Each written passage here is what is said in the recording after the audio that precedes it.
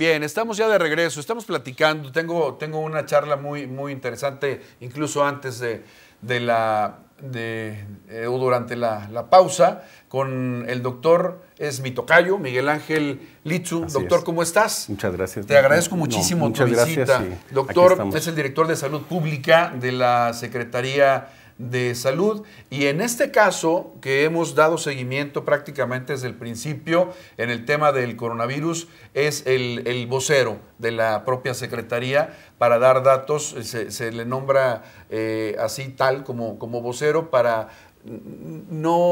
que la información no fluya por algunos otros medios, que no se desvirtúe precisamente la misma y se pueda caer en algunas contradicciones, doctor. Así es, muchísimas gracias. Sí, Gracias. Efectivamente, a nivel nacional hay una estrategia de vocería única. Ajá. Que es importante comentarle a la población. El objetivo principal de esta estrategia es poder entregar a la población información oportuna, veraz, concreta, y que pueda la población estar informada y tomar decisiones en este sentido. Y efectivamente la Secretaría de Salud Federal tiene esta estrategia de vocería única que en el caso del gobierno del estado se delega, el señor gobernador lo delegó en la Secretaría de Salud, sí, y a su vez en un servidor para estar atendiendo todas las demandas de información que tiene la población en este sentido. Y es que es mucha la información que requiere la población. No sé, seguramente ustedes como expertos en salud conocen los pasos o las reacciones o el tipo de cómo percibe la sociedad un caso de estos, independientemente de que fue en un país lejano al nuestro. Digo, la tendencia por los viajes, por la comunicación, es que se vaya expandiendo precisamente. Y desde ahí empieza la preocupación precisamente de la gente. A nosotros nos lo hacen latente a través de los diferentes espacios informativos, y por eso hemos tratado de dar seguimiento puntual a todo el trabajo que estás realizando, doctor, y que está realizando en general la Secretaría de Salud en el Estado. Y hoy es un día pues importante en esta materia. Hoy la Organización Mundial de la Salud decreta como pandemia precisamente ya el coronavirus. Explícanos un poco, en palabras sencillas precisamente, para todos nosotros, para nuestro auditorio, en qué momento se determina esta situación, claro, qué es lo que conlleva, por qué y qué viene a partir de ello. Así es. Bueno, primero ubicar en la situación que estamos ahorita. En este momento hay transmisión o detección de casos importados en 113 países, sí, distribuidos en todos los continentes. El concepto de pandemia y la implicación que tiene para la Organización Mundial de la Salud es básicamente que hay en todos los continentes, hay países con transmisión de esta enfermedad, que hay una transmisión local sostenida de tal manera que es el momento adecuado y que era previsible. Ya sabíamos, sí, que esto iba a suceder tarde o temprano. Es el momento en donde ya la OMS reconoce, la Organización Mundial de la Salud, reconoce que hay transmisión local sostenida en todos los continentes de manera simultánea para esta enfermedad. Y esto que implica que tenemos que, desde luego, reforzar las acciones de prevención y control, pero como tú bien lo señalas, la estrategia general de preparación y respuesta que se ha diseñado desde el gobierno federal, incluso es un plan que se maneja desde hace muchos años, porque es un compromiso de todos los países que están en la Organización Mundial de la Salud, de tenerlo activo, de tenerlo fresco. Este plan se llama de preparación y respuesta ante una posible pandemia de influenza. Sí. En este caso no llegó una pandemia nueva de influenza, llegó otro virus, sí, un virus diferente, es el coronavirus, pero el mismo plan, al ser una enfermedad respiratoria, el mismo plan es el que se aplica para poder atender y bueno, prepararnos y atender desde todos los puntos de vista, la atención social, la atención de comunicación y desde luego la atención médica de salud pública que amerita un evento de estos. Es decir, la estrategia del protocolo es exactamente el mismo. Aquí cambia el virus, y al ser un virus nuevo, es ahí donde la preocupación, claro, se hace latente. Así es, y es una preocupación genuina. Qué bueno que la gente está preocupada, hay que ocuparnos, estar informados sobre esta enfermedad. Sobre todo eso, claro. Es importante que la población conozca las medidas preventivas. Dada el nivel de transmisión que existe en varios países de Europa, principalmente algunos que tienen mucho contacto comercial, turístico, económico con nuestro país, es muy probable y es muy factible que en los próximos días pudiéramos tener un incremento de casos, como lo platicábamos antes del corte, que en el hecho de que hoy se dan a conocer 4 casos nuevos, 2 en la Ciudad de México, 1 más en el Estado de México, y bueno, en general con esto ya llevamos 11 casos confirmados a nivel nacional. Es el último reporte oficial que tiene la Secretaría de Salud Federal. 2 en Ciudad de México, 1 en Estado de México. Así y el otro en Querétaro. En Querétaro, que justo es nuestro estado vecino y que, bueno, gracias al sistema de vigilancia epidemiológica que tenemos a nivel nacional, nos permite poder investigar y determinar si se trata o no de esta enfermedad. En este caso, estas personas fueron ya diagnosticados, son confirmados a coronavirus y, bueno, es algo que también preveíamos. Estamos en un escenario donde estamos tratando de encontrar a los casos importados lo más pronto posible para hacer las acciones de aislamiento, estudiar a todos los contactos, también determinar la situación de cada uno de ellos, generar un aislamiento y de esta manera estamos haciendo un bloqueo para evitar que la enfermedad se siga transmitiendo. Hasta ahora ha sido exitoso. De los primeros 7 casos, por lo menos lo que sabemos hasta ahorita, desde que fue diagnosticado el primero de los casos, no se han presentado brotes o no se han presentado más casos alrededor y las personas que fueron contactos o que siguen siendo contactos de estos 11 casos tendrán que cumplir 14 días y bueno, todos estos nuevos que se dieron a conocer hoy, también todos sus contactos tendrán que cumplir 14 días. Si alguna de estas personas desarrolla sintomatología, en ese momento se hace la investigación, se toman las muestras y se envía al laboratorio para determinar también las acciones a realizar. ¿Habrá algún riesgo mayor, por ejemplo, en este último o uno de los últimos casos que se da en México, en nuestro vecino estado, Querétaro, por la cercanía para San Luis Potosí? No es una enfermedad que se transmita por el aire, por ejemplo, no es una enfermedad que se transmita de esa manera. El mayor riesgo que existe hoy día para adquirir la enfermedad en este momento es estar en una ciudad donde hay transmisión elevada, es decir, estar en Italia o estar en España, en estas ciudades que ya tienen incluso medidas de distanciamiento, o estar en contacto directo con una persona que ya fue confirmado que está en estudio. Es el riesgo mayor que existe hoy día para poder adquirir la enfermedad, ubicándonos nosotros aquí en San Luis Potosí. Es decir, ¿quiénes están en mayor riesgo en este momento? Las personas que han estado en estas ciudades, que regresan, y aquí yo aprovecho reiterar el mensaje que si una persona ha regresado de alguno de estos países donde hay transmisión local sostenida, tiene que estar atento a su situación de salud. Si llega a presentar fiebre y síntomas respiratorios, les pedimos su apoyo para que nos avisen de inmediato, que no se muevan. Con una llamada telefónica podemos iniciar una intervención y a partir de ahí se decide si aplica o no la toma de la muestra, y el hecho de que ya no se movilice nos permite también controlar a los contactos y hacer todas las acciones de salud pública que corresponden. Tocas, doctor, un punto muy importante, porque a través de redes sociales se ha difundido este mensaje y en algunas ocasiones cuando hay alguna problemática política, social, económica, en este caso de salud, hay desinformación y hay rumorología. En este caso es cierto, si alguien tiene estos síntomas en este momento, es preferible no salir de casa, llamar a los servicios sanitarios de salud, y esperar precisamente a que se realicen las pruebas necesarias. Así es, pero siempre hay que tomar en cuenta el antecedente. Si una persona, por ejemplo, una persona que viene regresando de Italia, nos comenta que estuvo en Bérgamo, que estuvo en Milán y empieza a desarrollar síntomas aquí en San Luis Potosí, ese es el riesgo más importante y en ese momento le pedimos que permanezca en su domicilio. Si una persona que vive, por ejemplo, aquí en San Luis o en Ciudad Valles o en Matehuala, empieza a tener síntomas y no tiene antecedentes de viaje al extranjero, lo más probable es que se trate de influenza o de alguno de los otros virus respiratorios que circulan normalmente todo el año y que se incrementan en la época invernal.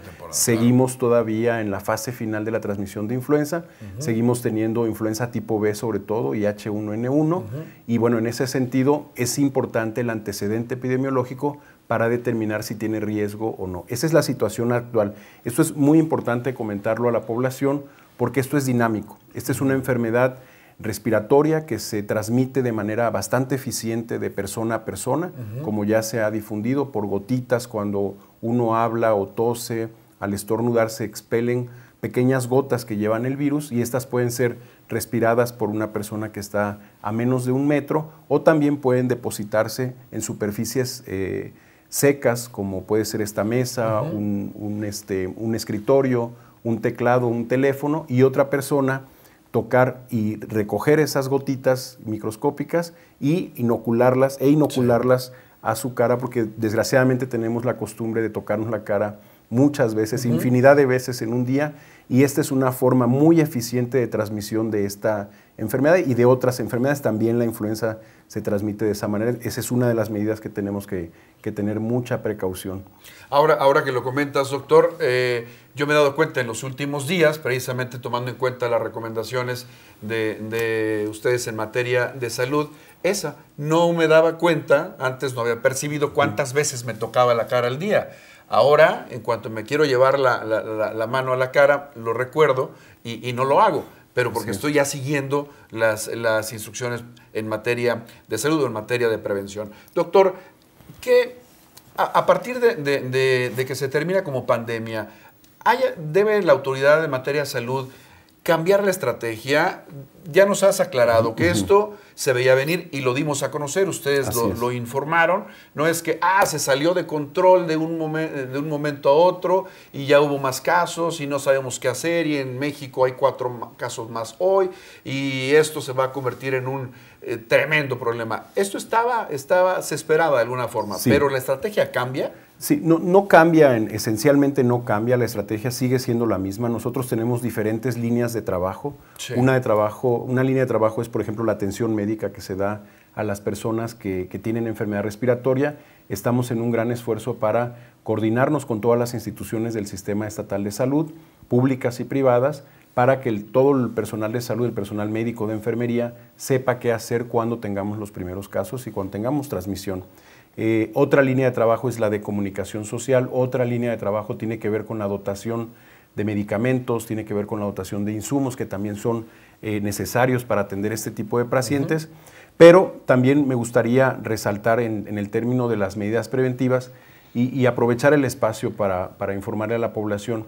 Esta es una enfermedad respiratoria, como ya lo hemos mencionado, que en su mayoría, no quiero decir que todos, no queremos minimizar, porque sí es un problema real, es una enfermedad nueva a la que todas las personas estamos expuestos, somos susceptibles de poder enfermarnos en algún momento.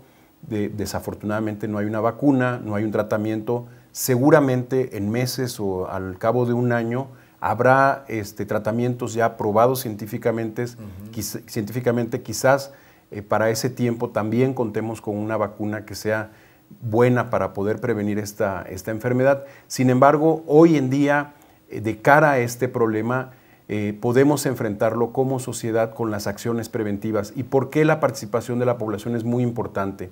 Es previsible, como ya lo comentábamos, que vamos a tener más casos importados y eventualmente podríamos tener ya una transmisión en el país y eventualmente lo podríamos tener en nuestro estado. Esto es una realidad, esto es lo que marca la historia de este tipo de enfermedades y tenemos que prepararnos en ese sentido. Y las medidas preventivas básicas de enfermedad respiratoria son las que tenemos que usar y voy a explicar rápidamente por qué se tienen que dar estas medidas.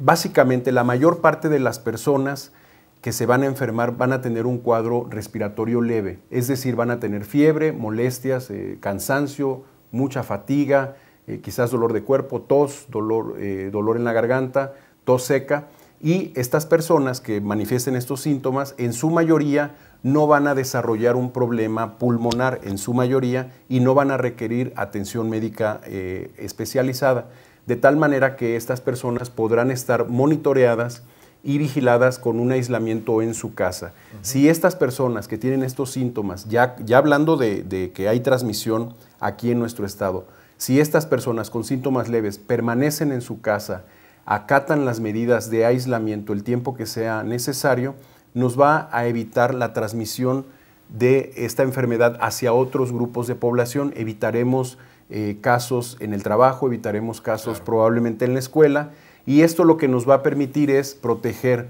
sobre todo a las personas que tienen riesgo de tener una enfermedad grave y de morir por esta enfermedad. Hoy día van más de 118,000 casos a nivel mundial, lamentablemente van más de 4,000 defunciones a nivel mundial, y está ya bastante bien identificado quiénes son las personas que tienen mayor riesgo de tener una enfermedad respiratoria grave, de poder tener incluso necesitar atención médica especializada. Y en este sentido es importante que la población sepa que personas con diabetes, personas con enfermedades crónicas, con cáncer, con enfermedades graves que requieren tratamiento de larga evolución, y sobre todo si son mayores de 60 años, tendrán más riesgo de tener una enfermedad grave. Es importante que si una persona, por ejemplo, tiene diabetes, que controle su diabetes, que controle sus niveles de glucosa, que si no está tomando su tratamiento, que lo retome, porque estas acciones de mejorar su control de la diabetes será un factor, digamos, de protección ante las complicaciones que se podrían dar por esta enfermedad. Entonces, el que todas las personas puedan guardar las medidas preventivas, que acaten las indicaciones que se van a estar dando desde el gobierno federal, desde luego por el gobierno estatal, los servicios de salud, en la medida en que todos vayamos colaborando con estas medidas, vamos a tener un control de la epidemia y vamos a evitar una sobresaturación de las unidades hospitalarias que serán destinadas para los pacientes que requieran atención médica especializada. Mucho está en nosotros, acatar las disposiciones, acatar las recomendaciones por parte de las autoridades, tanto federales como estatales, en materia de salud, para que esto no vaya más allá. Nos vamos, doctor, se nos acaba el tiempo rapidísimo, vuela en televisión. Solamente preguntarte, para este tiempo, en el transcurso de vida del coronavirus a nivel mundial, los 11 casos que platicábamos también, mañana seguramente se confirmará o está confirmado otro, pero tienen un corte a nivel federal. Por ahí hay un corte oficial, hay un caso en Monterrey que mañana serán entonces 12. Así es. Y si es que se acumula algún otro, ¿es un número preocupante para México? Es un número que nos indica la situación en la que estamos en este momento. Sí. Estamos en una situación donde estamos identificando casos importados y se están haciendo operativos para aislarlos a ellos y a sus contactos y reducir la velocidad de transmisión. Sin embargo, lo importante de esto y lo que se ha visto en los países del centro de Europa, sobre todo, España, Francia, Italia, es que vamos a tener mayor número de casos importados en los próximos días y yo diría, es muy posible que en las próximas semanas podamos tener este mayor número de casos y eventualmente podríamos tener también ya transmisión aquí en México por la facilidad que tiene de transmisión este tipo de enfermedades. Bien, doctor, te agradezco muchísimo tu información, tu presencia y el compartir precisamente estas medidas y las recomendaciones para nuestro auditorio. Lavarse las manos, por ejemplo, el estornudo, son cosas básicas, no tocarse la cara en la nariz, mantener las superficies limpias, son medidas básicas que nos van a ayudar a controlar esta enfermedad. Excelente, lo vamos a tomar muy en cuenta, considerarlo por supuesto, y te esperamos en algún otro espacio. Claro que sí, tenemos varios espacios informativos, queremos tu presencia, doctor, para poder hacer esa labor. Abriste esta plática precisamente comentando lo importante que es que la gente esté informada. Que esté informada, así es, y es una instrucción, es una forma directa y es una instrucción del señor gobernador que podamos estar informando todo el tiempo de manera clara y concisa a la población. Doctor, te agradezco muchísimo tu presencia. Al contrario, un placer. No te deberías saludar de mano, pero ahí tenemos gel antibacterial. Así es. Entonces ahorita lo utilizamos. Gracias. Es correcto, pero sí tenemos que empezar ya con las medidas. Terminamos influenza y prácticamente iniciamos con coronavirus. Bien, así entonces daremos seguimiento a toda esta información. Gracias. Es el doctor Miguel Ángel Litzu-Steiner, quien es director de Salud Pública de la Secretaría de Salud y vocero en el tema de coronavirus precisamente en San Luis Potosí. Muchísimas gracias por estar con nosotros. Una pausa, regreso con más información.